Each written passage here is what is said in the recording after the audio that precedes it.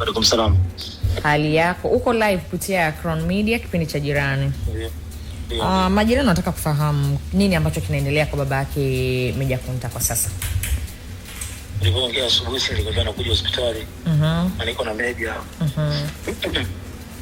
Mzee kufariki. Inna lillahi wa inna ilaihi rajiun. Tuko hapa tunapeleka hospitali sasa hivi. Mzee kafariki. Tuko hapa ndio mtu wa kwanza kukwambia. Mzee kafariki. Na pole sana. Msiba unatarajia kuwa wapi?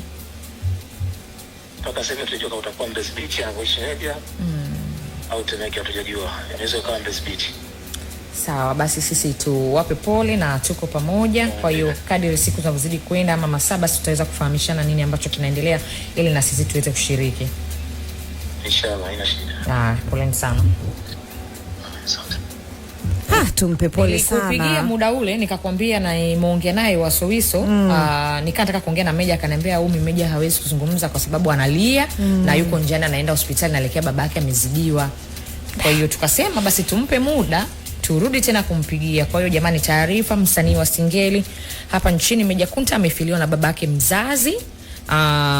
Sasa hivi wako Temeke hospitali na taratibu zote za msiba watakuja kuzizungumza. Haijajulikana kama msiba utakuwa Mbezi Beach kwake Meja ama utakuwa maeneo ya huko Temeke. Kwa hiyo masaa yanavyozidi kwenda watatoa taarifa. Kwa hiyo kila mmoja ambaye ataguswa basi ataweza kushiriki.